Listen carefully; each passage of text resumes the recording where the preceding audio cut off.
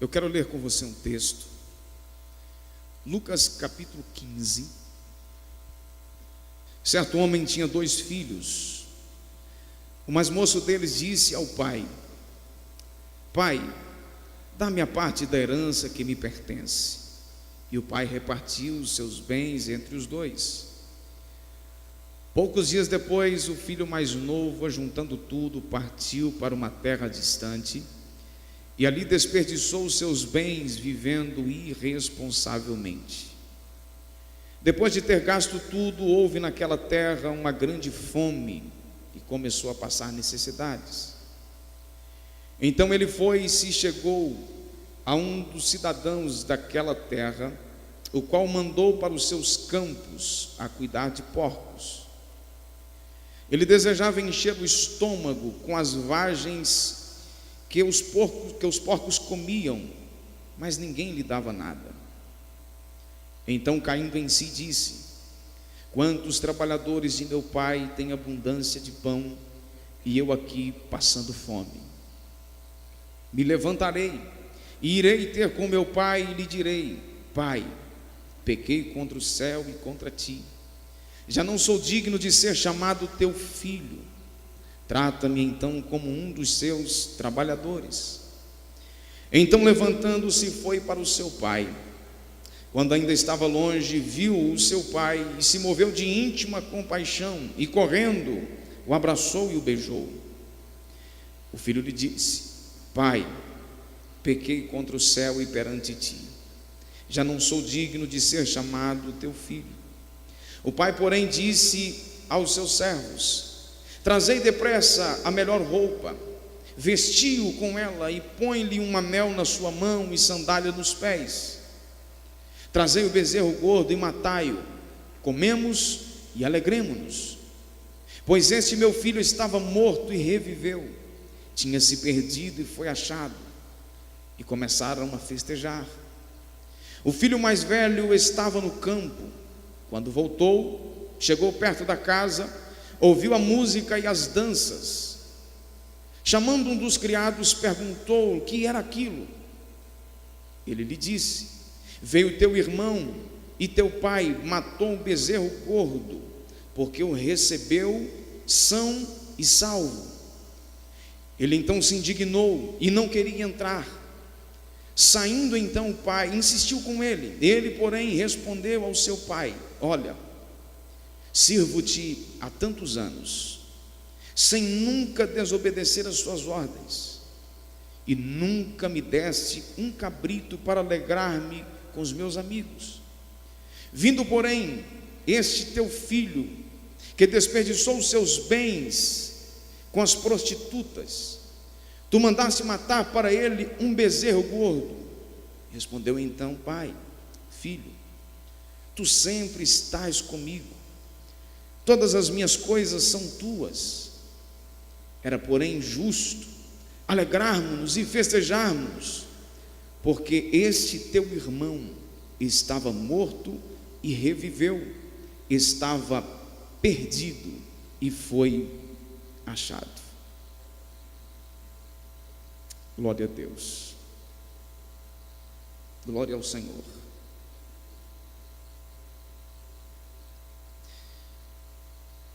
A parábola do filho pródigo é um dos clássicos ensinamentos de Jesus e da literatura cristã. Esse rapaz representa cada um daqueles que decidem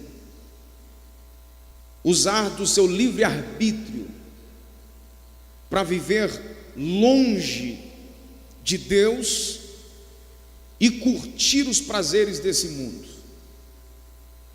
Então a parábola do filho pródigo procura enfatizar aqui em primeiro momento o que para algumas pessoas vai ser contraditório, o que eu vou dizer, talvez não aqui no nosso meio, mas a parábola procura enfatizar o livre-arbítrio que nós temos, a capacidade de escolher entre o bem e o mal, a capacidade de escolher o caminho que nós queremos definir.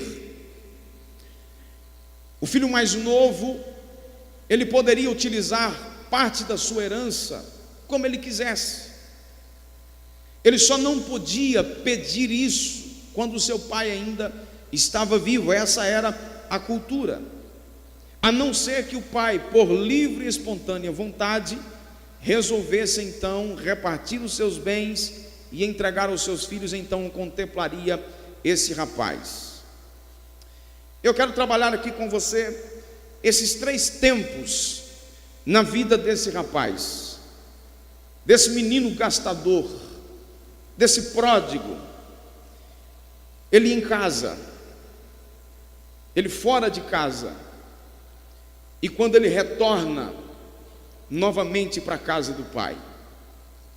Em casa é muito fácil você perceber aqui a trama que Jesus conta nessa parábola, algumas coisas que foram uma espécie de combustíveis para que incentivasse esse rapaz a ficar descontente com o ambiente. Em casa esse rapaz já não encontrava mais lugar, ele estava sem ambiente. Quando não se valoriza o que se tem, fica difícil amar. Quando não se valoriza o que está à nossa disposição, se torna difícil, o ambiente acaba se tornando um ambiente complicado. Esse rapaz tinha uma família próspera, mas faltava nele o que o seu pai mais tinha a oferecer, que era o amor. Então esse rapaz começa a ficar descontente com o ambiente. A casa do pai já não tinha mais graça, o ambiente se tornou um ambiente desagradável, e isso foi se agravando. Ainda em casa, esse rapaz estava descontente com o alimento. Inicialmente não lhe significava nada a fartura de pão que havia na casa do pai. Você percebe que a família, os servos, os animais, todo ser vivo que estava na casa do pai tinha à sua disposição alimento em fartura. Mas para esse rapaz isso não significava nada. Pouco importava a função que se desenvolvia na casa do pai. Havia alimento para todos. Não importa se eram filhos, se eram servos, se eram animais, todos se alimentavam. Aplicando isso aqui, não importa qual é a nossa função na casa do pai, há alimento em fartura, pão em abundância para todos nós. Aquele que estiver na casa do pai, ele se servirá de pão em abundância. Mas para esse rapaz, a fartura de pão não significava nada a ele. Ainda em casa, esse rapaz, além de descontente com o ambiente e com o alimento, estava também descontente com o irmão. Na conclusão da parábola fica evidente aqui a discórdia entre os dois.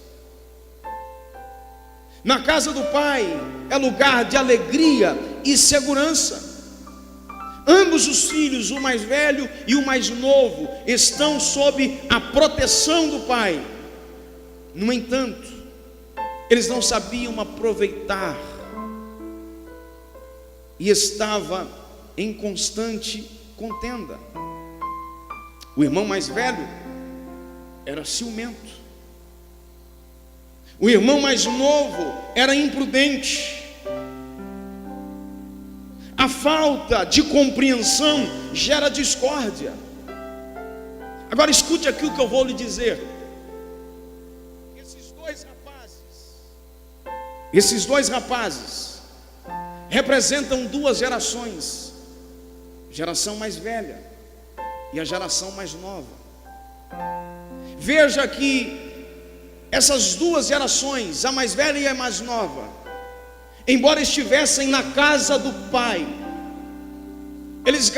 elas gastavam, essas duas gerações, mais tempo com suas diferenças do que usufruindo das bênçãos que o pai tinha para oferecer na sua casa. É preciso tomarmos um devido cuidado em relação a isso. Sempre nós iremos conviver com ambientes de gerações diferentes. Repito, a geração mais velha, representada aqui pelo irmão mais velho, era uma geração ciumenta. Era uma geração que ficava importunada com o que o pai tinha a oferecer com a geração mais nova.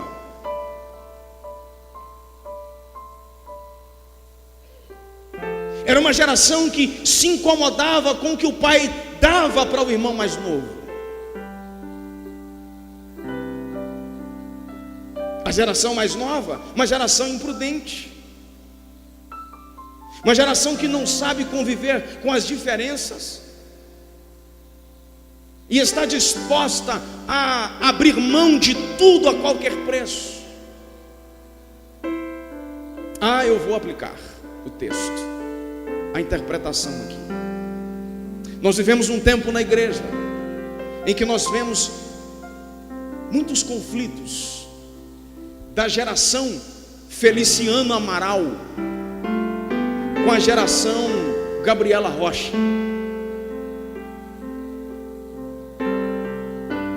A geração Jair Pires, a geração Irmãs Falavinhas, Mateusiense. Conheço, eu cresci ouvindo esse trem tudo. Meu pai gostava disso.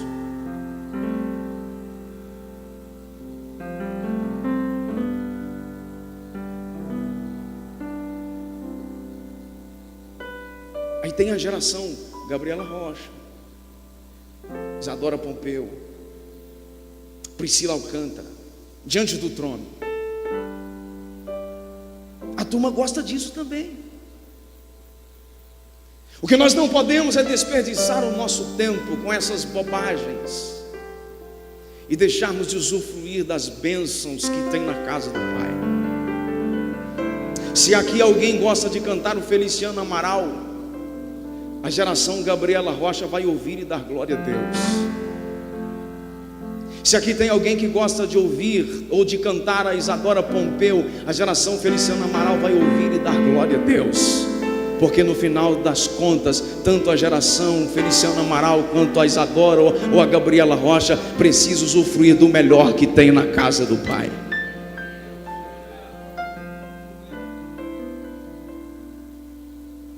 No ambiente da casa do Pai, esse rapaz começa então a brotar nele um desejo de ir além da casa. Esse é o grande problema, porque quando o ambiente da casa do Pai se torna um ambiente ruim, vai gerar em alguém o desejo de conhecer o além-casa. Em determinado momento da adolescência, o que nós mais desejamos é se tornar maior de idade, para nós sermos senhores do próprio destino. Quem não tem 18 anos aí, eu vou te contar uma história. Quando a gente tem 14, 15, 16, o que a gente mais quer é fazer 18. Quando a gente faz 18, o que a gente mais quer é voltar a fazer 10. Sair da casa do Pai e se tornar senhor do próprio destino era o que esse rapaz queria. O pródigo queria se afastar o máximo para um lugar onde os ecos da voz do Pai não pudessem constranger o seu modo de viver dissoluto. No entanto, senhoras e senhores, apenas deixar a casa do Pai não era o suficiente. Ele pressionou o Pai para que o Pai desse a ele a parte da herança que lhe pertencia. O grande problema é que viver longe da casa do Pai também arrasta junto a herança para a destruição. Viver longe da casa do Pai é levar junto para a destruição tudo aquilo que o Pai tem para nos oferecer. É desperdiçar os bens que o Pai confiou a nós. Aquilo que Deus tem confiado a nós, longe da casa do Pai, é impossível ser administrado. Só é possível administrar a bênção do Pai enquanto nós estivermos na sua casa. Porque longe da casa do Pai, todas as suas bênçãos se perdem. Esse menino sai de casa e agora entra para a segunda fase, um segundo tempo na sua vida. Fora de casa, estava livre como queria. Ele conheceu o além-casa. O além-casa dá uma sensação de liberdade. Saí de casa, agora eu já não tenho mais hora para chegar. Chego na hora que eu bem entender, saio na hora que eu bem entender, acordo na hora que eu bem entender, durmo na hora que eu bem entender. Eu estou fora de casa, eu tenho liberdade. Era essa a sensação do rapaz. No entanto, é aqui que mora um engano. Fora de casa, o filho caminha rumo a uma prisão no fundo de um poço, sem a devida necessidade de prestar contas ao pai. É tudo o que ele queria. O além-casa gera oportunidades de conhecer coisas prazerosas. Surgem amigos. Esses dividem a mesa, o copo, a noite. Longe de casa, esse rapaz aqui, nos dias de Jesus, ele tinha à sua disposição cidades como Alexandria, Roma, Corinto, Babilônia ou alguma outra para gastar a sua herança e mergulhar na sua irresponsabilidade. Recebeu do pai a sua herança, transformou tudo que recebeu em dinheiro e rapidamente encontrou meios para viver de forma dissoluta, como diz o texto, obstinada, sem limites. O irmão mais velho disse que ele gastou na prostituição. Ainda nos dias de hoje, múltiplas drogas, a vida sexual descompromissada, as bebidas. Se fosse nos dias de hoje, seria como que, por exemplo, num grande cassino em Las Vegas. Tantos outros lugares, nas casas de show noturna. A sua lucidez, a sua capacidade de pensar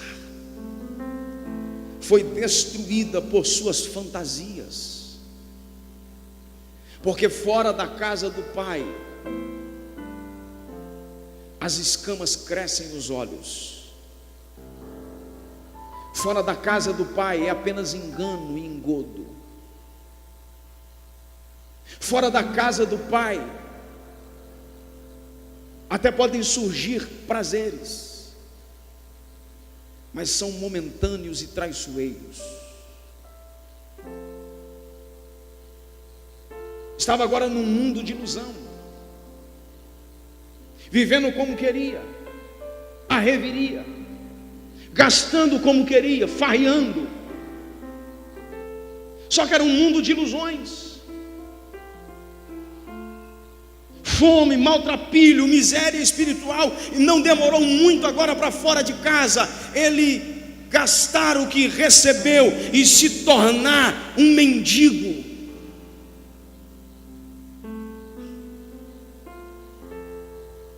Esse viver dissoluto que o texto aqui diz, indica uma forma corrompida e libertina.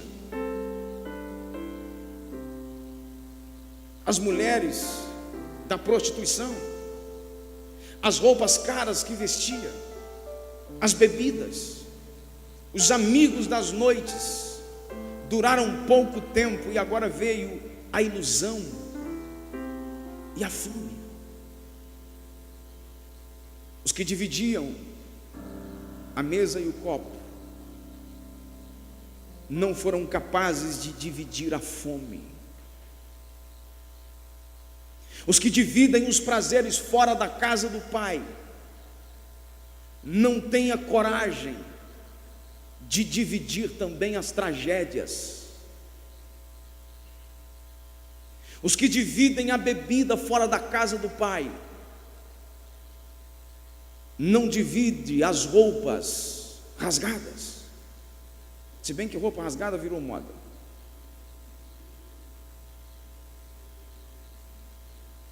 Os que dividem os momentos prazerosos desse mundo fora da casa do pai, no primeiro instante da dificuldade, no primeiro instante da falta de dinheiro, somem. O pródigo partiu para uma terra distante e se perdeu, lembrando a parábola da ovelha perdida. Em seguida gastou toda a sua herança e ficou pobre, lembrando a parábola da dracma perdida. Ele se perdeu porque não compreendeu que o segredo da fartura de pão não estava no bolso do pai, mas na casa do pai.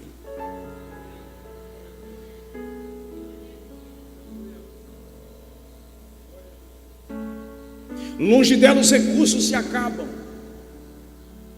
Longe dela o pecado toma conta. Longe dela o pecado faz com que abra um buraco na alma do ser humano, desse pródigo. O dinheiro pode divertir por um momento, mas cria uma ilusão. E em breve ele vai se dar conta, esse pródigo, de que ele se tornou na verdade um escravo. E esse buraco que abre na alma, quando é grande o suficiente que ele já tem um escravo, ele puxa a cortina e mostra a sua realidade triste e cruel.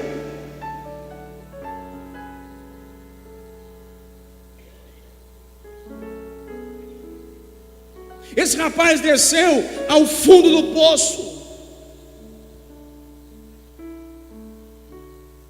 começou a passar fome, procurou trabalho. Alguém deu para ele um trabalho que na cultura judaica era a coisa mais horrível que existia, era o trabalho mais horripilante. Deu para ele a função de pastorear porcos. Longe da casa do pai. O que o pródigo encontra é apenas aquilo que traz vergonha. Longe da casa do pai, o que esse rapaz encontra é apenas aquilo que é uma desgraça. Chegou um ponto que você percebe no texto que ele desejou, de tanta fome, ele desejou se alimentar com as vagens que eram oferecidas aos porcos. Mas o texto diz que as pessoas alimentavam os porcos, mas ninguém dava nada para ele. Olha que fundo de poço que esse rapaz chega. Ele desejou comer a comida dos porcos, mas as pessoas acharam mais interessantes alimentar os porcos do que ele.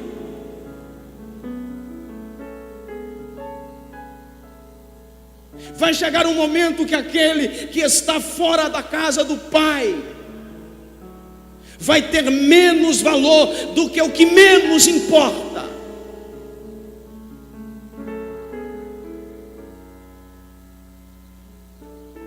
Ele agora estava vendo, estava tornando a consciência. Ele começa a perceber a dificuldade que ele havia entrado, e ainda fora da casa do pai, longe da casa do pai, ele se lembrou do pai. A ilusão promovida pelo pecado está acabando. A fome, a escassez atingiu toda a região. A questão é de onde se tira e não se coloca, uma hora acaba. Foi o que aconteceu. O estado de miséria física e espiritual o fez lembrar do pai. Repito, as escamas começaram a cair, e ele agora começa a perceber a besteira que fez e se arrependeu. Não é regra, mas a adversidade às vezes nos faz enxergar a realidade. Tiago diz na sua epístola, no capítulo 1, versículos 2, 3 e 4, irmãos: Tende por motivo de grande alegria quando vocês estiverem passando por grandes provações, porque a prova da vossa fé desenvolve perseverança. A perseverança, por sua vez, esperança, e essa deve terminar a sua obra, para que vocês sejam perfeitos. A adversidade às vezes tem a função de nos abrir os olhos, ainda que nós mesmos tenhamos nos colocado nela. Porque na Bíblia você encontra base para acreditar que a adversidade pode vir de 3 fontes: de Deus, para um propósito específico. Mas no entanto o texto diz que ele não prova ninguém além do que ele possa suportar. A adversidade pode vir do diabo. Nós temos um exemplo claríssimo, um clássico aí de Jó. E a adversidade pode vir de nós mesmos, como resultado da nossa irresponsabilidade, como foi com esse rapaz aqui. E agora a adversidade, esse problema todo, a fome, a dificuldade, o fez começar a enxergar a realidade, fez tornar em si. A sua ficha começou a cair. E então, diante daquele momento todo, diante de toda aquela situação, diante daquele todo embaraço que ele estava, ele planejou e decidiu. Não adiantou só planejar, ele tinha que se decidir. E ele fez os dois: planejou e se decidiu encontrar com o pai. Embora estivesse numa terra distante, ele determinou que voltaria. Eu vou voltar, vou tornar ao meu pai, e quando eu o ver, eu direi a ele. Ele planejou voltar e planejou o que iria falar com o pai, porque agora estava consciente do seu pecado e não queria permanecer caído nele. A admissão da culpa, senhoras e senhores, indica arrependimento. Esse filho gastador não estava triste pelo que perdeu. Veja que ele não lamenta por ter perdido a herança, ele não lamenta por ter gastado os bens que recebeu de herança do pai, mas ele lamenta por ter pecado.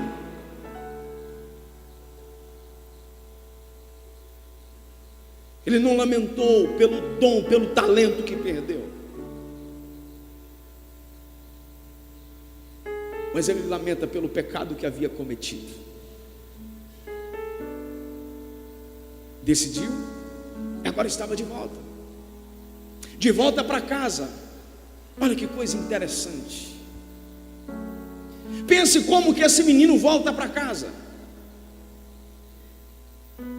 Pense como que esse rapaz volta para casa. Apesar do tempo e das mudanças físicas, o pai ainda o reconheceu.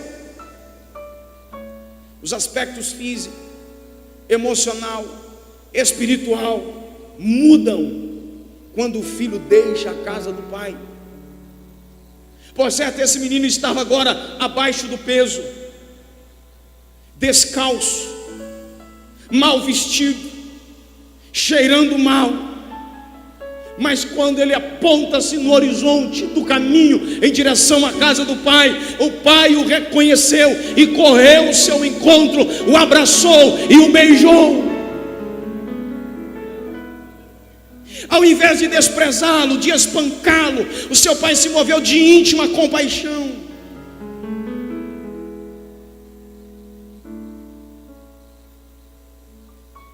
Demonstrou em palavras e atitudes o amor que teve pelo filho. Ofereceu uma grande festa pela volta do rapaz. Isso aqui é extraordinário. O pai mandou que os servos corressem e preparassem a melhor roupa, indicando uma posição de destaque. O pai mandou que um anel fosse colocado no seu dedo, indicando uma posição de autoridade. mandou que calçassem os seus pés, demonstrando aqui claramente que o pai queria diferenciá-lo dos escravos. Mandou preparar o melhor novilho. A tradução que eu li aqui diz um bezerro gordo. A maioria diz um novilho cevado. Era o melhor. É o que havia separado cuidadosamente e tratado para uma ocasião especial. E aquele velho pai entendeu que não poderia haver uma ocasião mais especial que essa, de um filho que estava morto ter tornado a vida.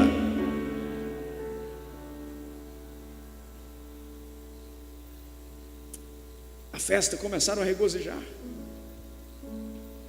Músicas. Havia alguém tocando, havia alguém cantando. Talvez o filho mais jovem achou algo de prazer sólido no que procurou em vão nos lugares por onde ele passou. Ele percebe agora a sua importância. Ele percebe agora o amor que o pai sempre teve por ele. Ele percebe a atitude amorosa do pai, não apenas em palavras, mas em atitude, em ação. Ao pegar o que tinha de melhor e honrá-lo, apesar dele ter feito exatamente ao contrário disso.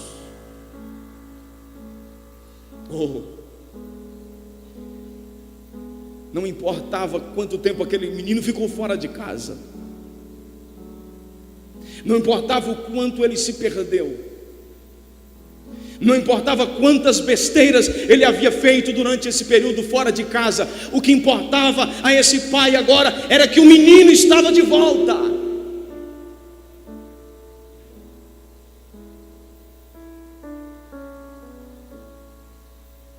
O pai recebe, abraça, mas Jesus continua contando. Por causa da atitude dos fariseus, Jesus continua contando a sua parábola, focando então na reação do filho mais velho. Disse que a festa causou revolta no rapaz.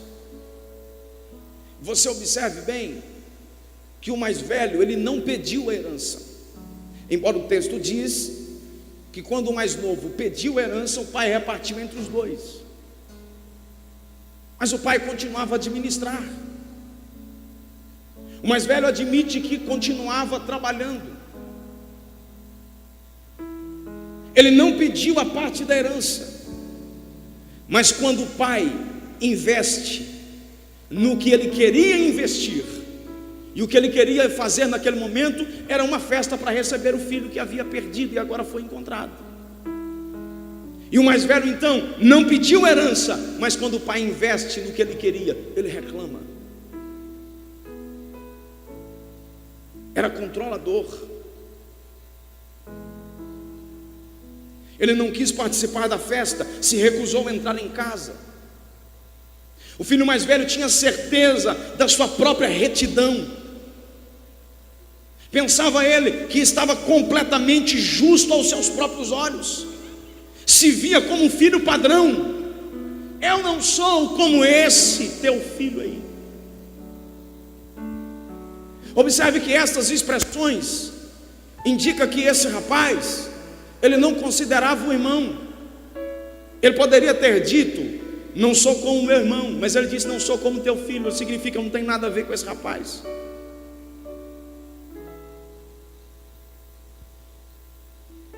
Se via como um filho padrão.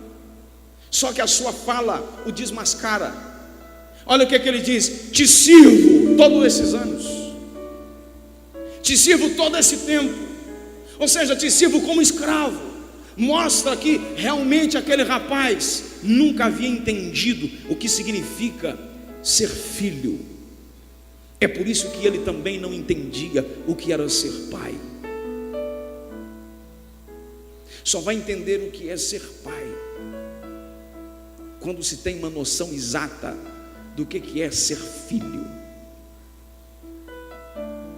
Não podia entender, porque o seu coração estava agora cheio de ira, cheio de revolta.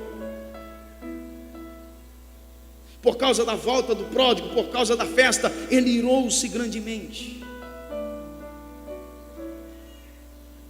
Agora que coisa interessante, Jesus não continua a contar para falar se o irmão mais velho ou mais novo correspondeu de forma contínua aquele amor. Ele encerra a parábola ali. Ele poderia ter dito: daí a 50 anos os filhos estavam assim, assado.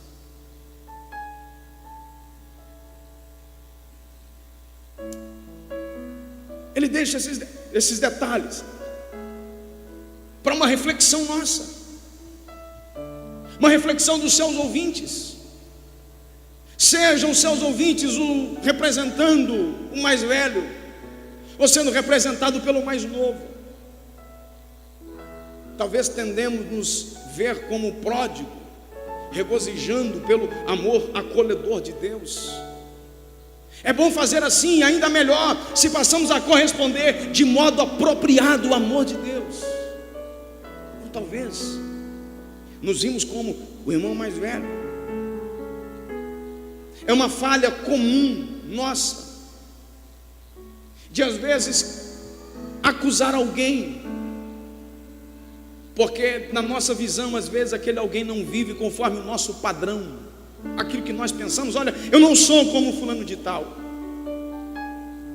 Ou é uma falha nossa também, quando nós achamos ruim, quando não somos estimados como deveríamos, ou quando as pessoas não nos dão crédito que achamos que devemos receber, ou até sejamos religiosos, porque de vez em quando a gente acaba criticando alguém pela sua maneira de ser, de viver, de falar.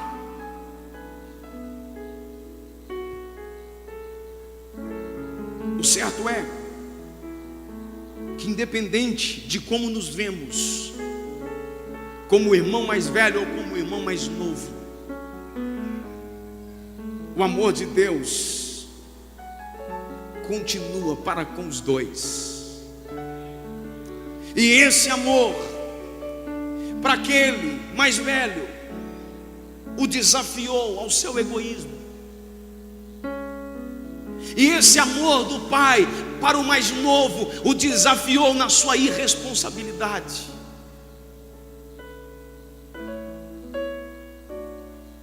Você pode estar de pé comigo, por favor?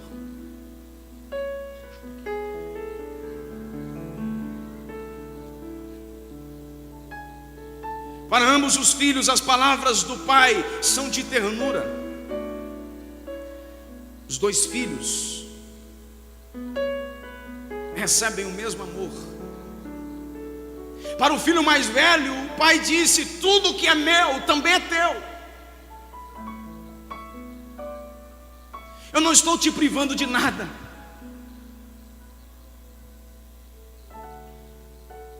Tudo que é meu é seu, está aí. Para o filho mais novo, o pai disse: este estava morto e reviveu. Estava perdido e foi achado. Esse é o amor do pai. Um amor que nos constrange, independente como nos vemos nesta história. O amor de Deus nos constrange.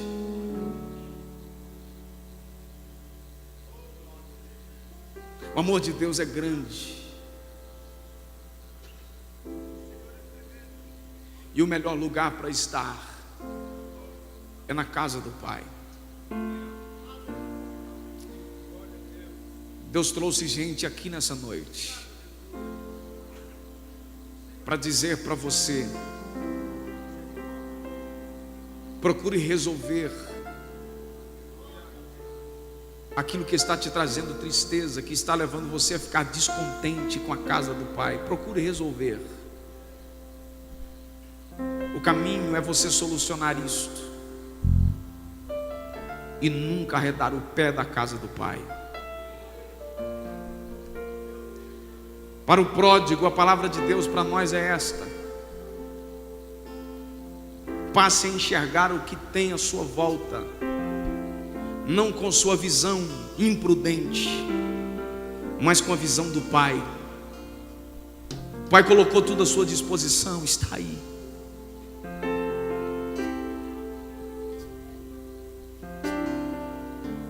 Para o pródigo, a palavra de Deus para nós é esta: o Pai te ama.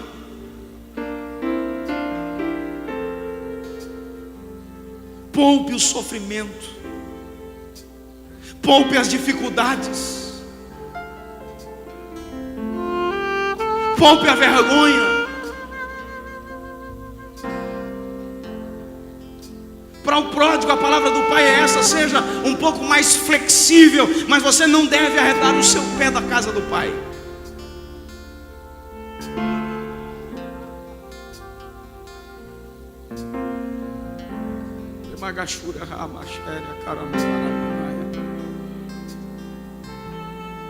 Para o pródigo, o Pai está dizendo: filho, qualquer coisa que eu coloque aqui como regra, você tem que deitar cedo, você precisa acordar cedo, você precisa ir para a escola, você precisa fazer os deveres aqui, é menos doloroso do que você estar fora da casa.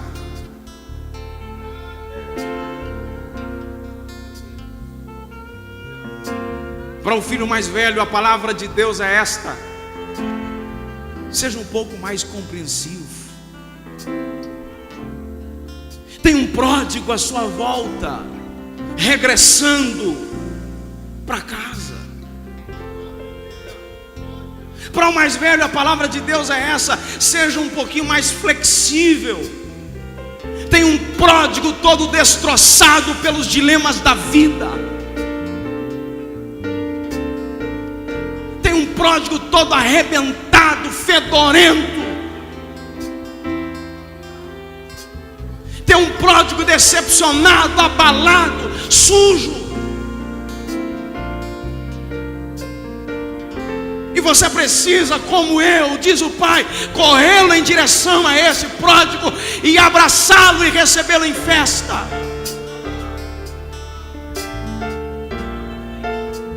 Para o filho mais velho, o Pai está dizendo: o pródigo não vem todo arrumadinho. É na casa do Pai que o pródigo recebe roupa nova. É na casa do Pai que o pródigo recebe anel, recebe sandália.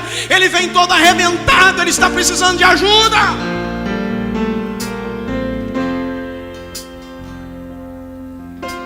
Para o mais velho, o Pai está dizendo: o pródigo vem sem forças, porque ele está com fome.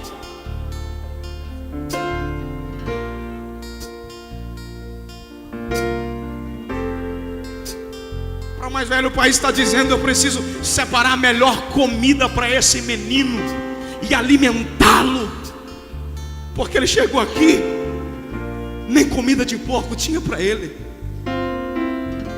Preciso dar para ele a melhor alimentação. E o detalhe, filho mais velho, o Pai está dizendo a esse mais velho: o detalhe é que o pródigo não vai comer sozinho. Você pode entrar e comer com ele.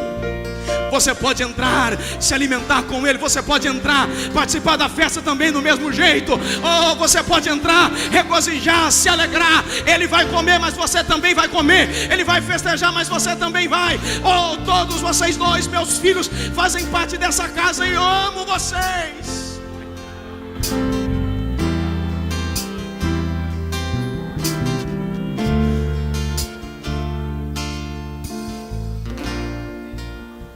Feche os seus olhos. O universo chora, o sol se apagou. Ali estava morto o Salvador. Seu corpo lá na cruz, seu sangue derramou o peso do pecado. Ele levou.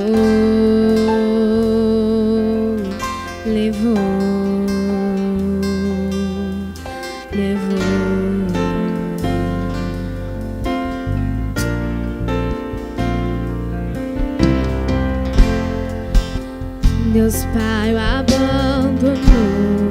Feche os seus olhos. Cessou seu respirar. Feche os seus olhos e cante. Em trevas se encontrou o Filho. A guerra começou, a morte ele enfrentou. Todo o poder das trevas vencido foi. A terra estremeceu, sepulcro se abriu, e nada vencerá seu grande amor. Ó morte, onde estás? Meu rei ressuscitou.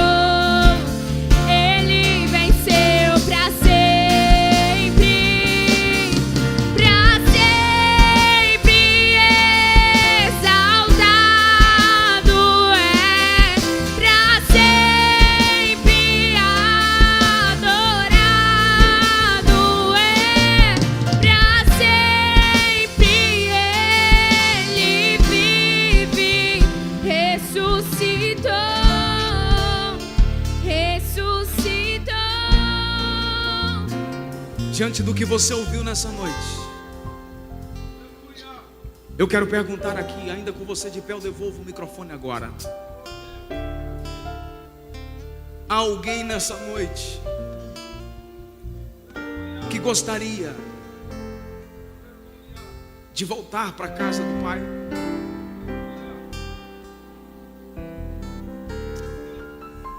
Você não veio aqui por um acaso. Talvez você disse como pródigo: levantar-me-ei hoje e irei à igreja. O Senhor te trouxe aqui nessa noite, na casa do Pai, e Ele quer que você permaneça aqui. Alguém que está parado na caminhada e queira retornar. Alguém que ainda não aceitou a Jesus, gostaria de tomar essa decisão agora. Me dê um sinal com sua mão, nós queremos orar por você. O Pai te ama. O mundo te odeia, mas o Pai te ama. O mundo te aborrece, mas o Pai te ama. E Ele está dizendo para você aqui nessa noite: eu estou de braços abertos para te receber como filho amado. Alguém para tomar essa decisão? Eu insisto uma vez mais. Nós queremos orar por você. Está vindo 2 jovens aqui nessa noite. Você pode celebrar o Senhor por isso. Onde está a terceira pessoa para tomar essa decisão? Jesus está te chamando. Jesus está te chamando.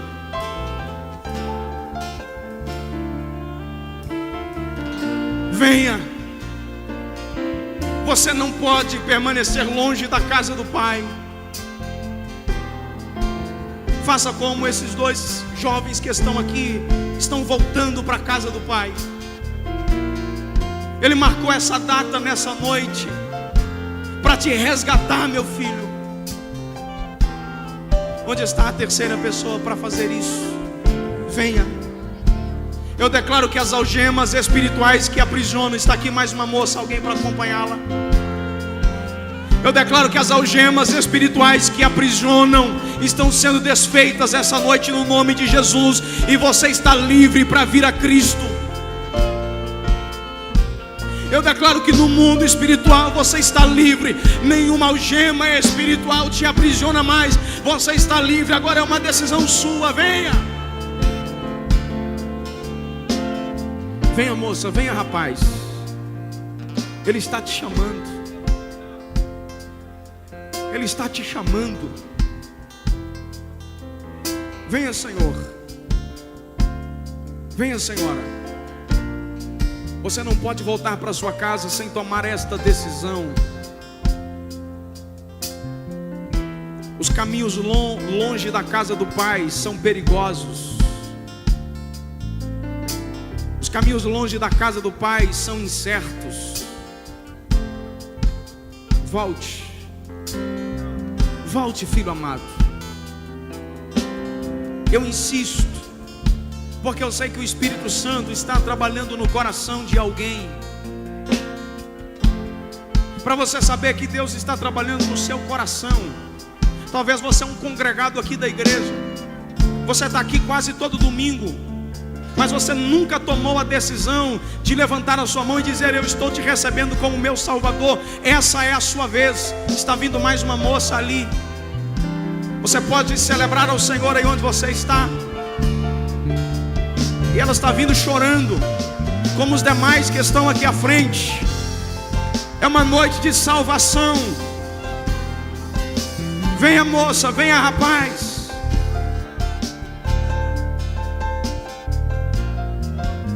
Você faz bem em vir aqui à igreja, cultuar. Você faz bem em ser um congregado, em estar aqui recebendo a palavra de Deus todos os domingos. Mas você precisa tomar essa decisão. Você precisa diante dos homens dizer: eu estou reconhecendo publicamente que eu amo a casa do Pai, que eu amo o Pai, e eu estou confessando a Ele.